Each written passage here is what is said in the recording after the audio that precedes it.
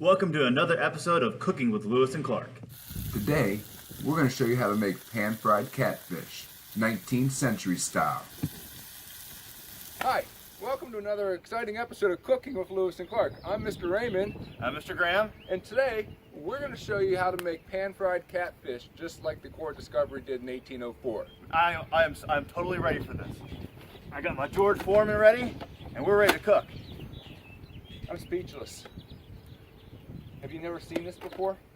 Oh, we don't use this? No, Lewis and Clark did not have a George Foreman. Oh. You can put that back there. Oh. Did you never watch this before? I think I've been on a few episodes.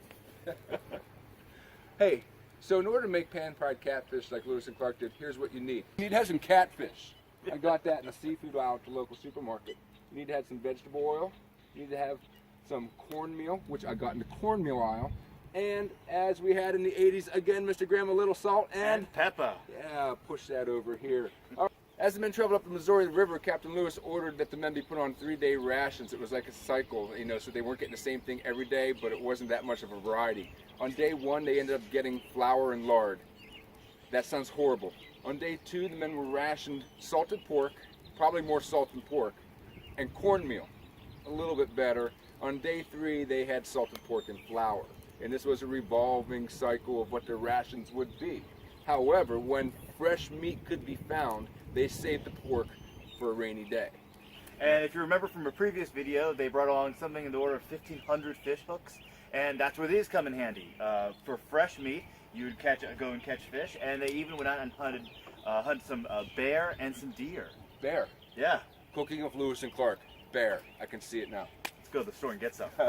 Bear aisle. So, I got my handy dandy iron skillet. Cooking with an iron skillet just is absolutely awesome. We're going to put that on there to get warm, actually more than warm. Yeah. And we've got some vegetable oil. We're going to put that right there and let that heat up. And we'll let our oil heat up for a minute, and then we'll be right back to put the catfish in. All right, so I think our oil is nice and hot, and so what we're going to do today is we're going to prepare a catfish Lewis and Clark style. All right. We have got cornmeal, salt and pepper. So Mr. Graham, why don't you push that salt and pepper right into the cornmeal? I'll push it good. Push it real good. You know what? That salt just doesn't want to come out. All right, yeah, we can be barbarians. Yeah, we're just use our fingers. It's just us. It's just us. We're going to mix that together.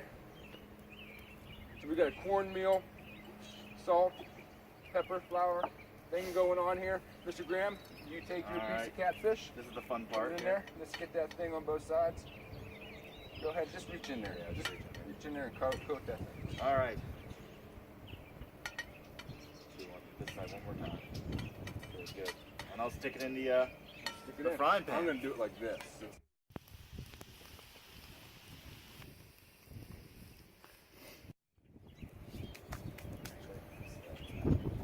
I'm hogging the pan.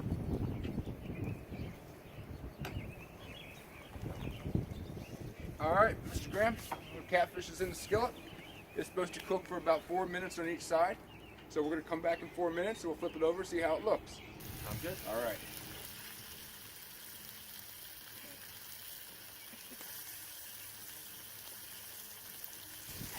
All right, Mr. Graham, it looks like our catfish has been cooking here on this side for about 5 minutes. So what we're going to do is we're just simply going to flip it over. It should be nice and golden brown. Here it is. Oh, actually, that's looking pretty good. Yeah, it's smelling pretty good too. It is smelling really good. Very good. If you want to do this at home and you don't have cornmeal, corn flakes makes a really good substitute. Just crinkle that up and mix it with the salt and pepper and coat your fish in it. So yeah, it'll have the same effect. So we'll be back in about 5 minutes to see how our pan-fried catfish is. Sounds good. All right. You ready for dinner, Mr. I Graham? am ready for dinner. Remember, I'm only here for the food. I know. You have made that abundantly clear. You're only here for the food. That's right. Our pan-fried catfish is looking really good, and the neighborhood is jealous. So let's just take this out now. Are you able to get a close-up here and see what this looks like? Take that out. Now we're going to take it out, and we're going to leave, here, I'll take this on my plate. We're going to leave these 2 pieces in here just for a little bit longer. I would give that a second, maybe break it in half. It's definitely done. It is done. Yeah, well, you didn't see off camera as we were checking it over and over again just to make sure it's done. But it does look done. It looks, it flakes, it smells really good. It does smell really good. All right, you ready? I'm ready. Here we go, Mr. Graham. Bon appetit. Pan-fried catfish. Oh, That's hot. that, But it's it good. is really hot, but it is amazingly good. That's really Amazingly good. Very good. Good. It's crispy on the outside. Cameraman, do you want a piece of that catfish? You do. And Trust he me, just it's gave good. us a thumbs It's up. actually really good. All right. Well, Mr. Graham, there we have it. Pan-fried catfish, just like Lewis and Clark. Excellent. Thank you for inviting me over here. Of course, because I know you just want the food. That's why I'm here. We'll see you next time for another episode of Cooking of Lewis and Clark. If you want to make pan-fried catfish just like Lewis and Clark, here's what you need and what you need to do. Just read really fast.